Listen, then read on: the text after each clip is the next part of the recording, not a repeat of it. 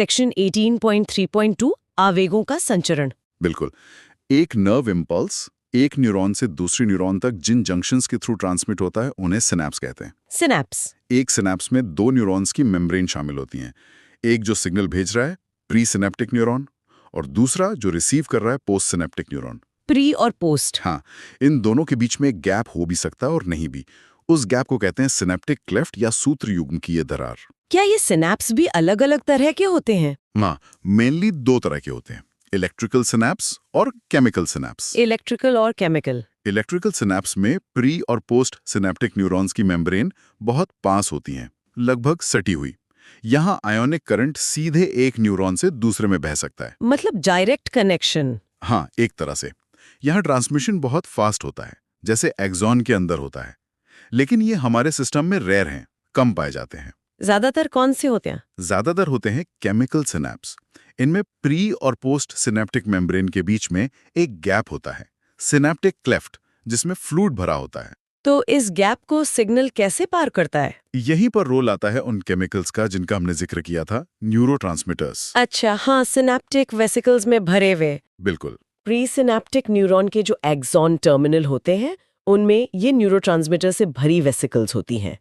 जब action potential terminal तक पहुंचता है तो ये वेसिकल्स मेम्ब्रेन की तरफ मूव करती हैं और फिर वो मेम्ब्रेन से फ्यूज हो जाती हैं और अपने अंदर के न्यूरोट्रांसमीटर्स को सिनेप्टिक क्लेफ्ट में रिलीज कर देती हैं। गैप में आ गए न्यूरोट्रांसमीटर। हाँ, अब ये न्यूरोट्रांसमीटर डिफ्यूज होकर क्लेफ्ट को पार करते हैं और पोस्ट सिनेप्टिक मेम्ब्रेन पर मौजूद अपने स्पेसिफिक रिसेप्टर्स से जुड़ जाते हैं। रिसेप्टर्स? जैसे ताले में चाबी। हाँ, कुछ वैसा ही। इस बाइंडिंग से पोस्ट सिनेप्टिक मेम्ब्रेन पर आयन चैनल्स खुलते हैं।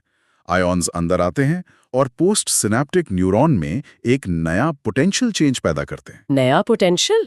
ये भी एक्शन पोटेंशियल जैसा होता है। ये नया पोटेंशियल या तो एक्साइटेटरी हो सकता है, मतलब उत्तेजक जो उसे आगे इंपल्स पैदा करने के लिए प्रॉम्प्ट करेगा, या फिर ये इनहिबिटरी हो सकता है, मतलब निरोधात्मक जो उसे इंपल्स पैदा करने से रोकेगा। एक्साइटेटरी या इनहिबिटरी मतलब सिग्नल गो भी हो सकता है और स्टॉप भी। बिल्कुल, ये डिपेंड करता है कि कौन सा न्यूरोट्रांसमीटर है और कौन सा रिसेप्टर है। कमाल है।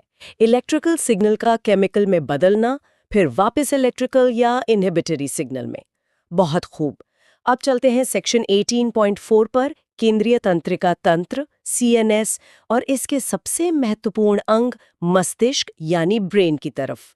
इसे शरीर का कमांड एंड कंट्रोल सिस्टम कहा जाता है। हाँ बिल्कुल, मस्तिष्क हमारे शरीर का सेंट्रल इंफॉर्मेशन प्रोसेसिंग ऑर्गन है।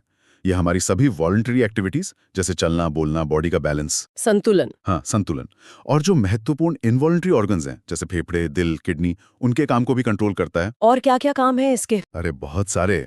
थर्मो रेगुलेशन मतलब बॉडी टेम्परेचर कंट्रोल करना, भूख प्यास का एहसास, हमारी बॉडी की जो 24 घंटे की लय होती है सर्केडियन रिदम, उसको मेंटेन करना, कई एंडोक्राइन ग्लैंड्स की एक्टिविटी को कंट्रोल करना, और हमारा व्यवहार, बिहेवियर, उसको भी नियंत्रित करता है। और सोचना, समझना, याद रखना।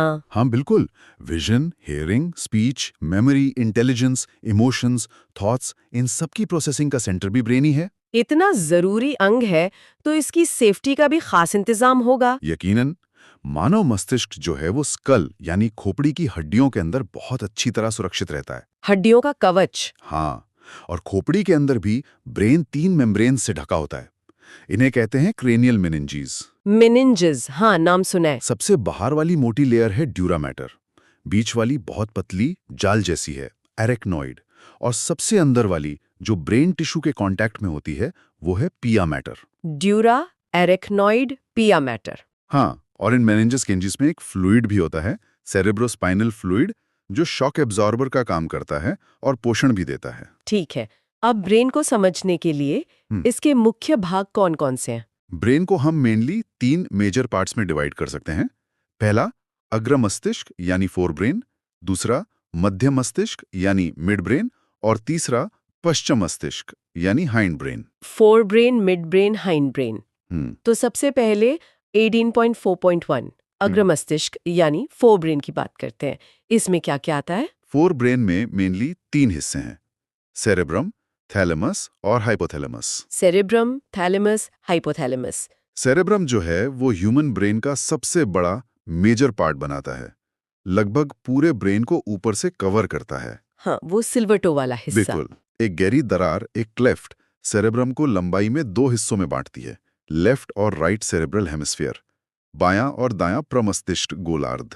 2 हेमिस्फीयर, ये आपस में जुड़े होते हैं? हाँ, ये हेमिस्फीयर्स नर्व फाइबर्स के एक मोटे ट्रैक से जुड़े होते हैं, जिसे कहते हैं कॉर्पस कैलोसम। कॉर्पस कैलोसम, अच्छा, ये नाम याद रखना होगा। इसी कॉर्पस कैलोसम से दोनों हेमिस्फीयर्स के बीच इंफॉर्मेशन एक्सचेंज होती है। आपने सेरेब्रल कॉर्टेक्स का जिक्र पहले किया था, वो क्या है? हाँ, सेरेब्रल हेमिस्फीयर को जो सेल्स की लेयर कवर करती है, वही सेरेब्रल कॉर्टेक्स है। और उसमें बहुत सारी सिलवटें, फोल्ड्स होते हैं, सिलवटें क्यों होती हैं? ताकि सरफेस एरिया बढ़ जाए और ज्यादा न्यूरॉन्स उसमें फिट हो सके। अच्छा, और इसे ग्रे मैटर क्यों कहते हैं? क्योंकि इसका रंग थोड़ा ग्रेश होता है। वजह यह है कि यहाँ पर न्यूरॉन्स की सेल बॉडीज बहुत ज्यादा कॉन्सेंट्रेटेड होती हैं। उन्हीं से ये रंग आता है। ओके, तो इस कॉर्टेक्स का काम क्या है? कॉर्टेक्स में कई एरियाज होते हैं। मोटर एरियाज, जो मसल्स कंट्रोल करते हैं, सेंसरी एरियाज, जो संवेदनाएं रिसीव करते हैं, और कुछ बड़े एरियाज होते हैं जो ना क्लियरली सेंसरी हैं ना मोटर। उन्हें क्या कहते हैं? उन्हें कहते हैं एसोसिएशन एरियाज। ये कॉम्प्लेक्स फंक्शंस के लिए जिम्मेदार हैं, जैसे अलग अलग सेंसेस को जोड़ना, मेमोरी, कम्युनिकेशन। ठीक है, तो अगर ये ग्रे मैटर है, तो व्हाइट मैटर क्या हुआ? कॉर्टेक्स के नीचे हेमिस्फीयर्स के अंदरूनी हिस्से में माइलिनेटेड एक्सॉन्स के ट्रैक्स होते हैं। माइलिनेटेड एक्सॉन्स, जिनकी बात हमने पहले की थी। हाँ, माइलिन शीथ के कारण ये हिस्सा सफेद दिखता है, इसलिए इसे व्हाइट मैटर कहते हैं। ये फाइबर्स कॉर्टेक्स के अलग-अलग हिस्सों को आपस में और ब्रेन के दूसरे पार्ट से जोड़ते हैं। समझ गई।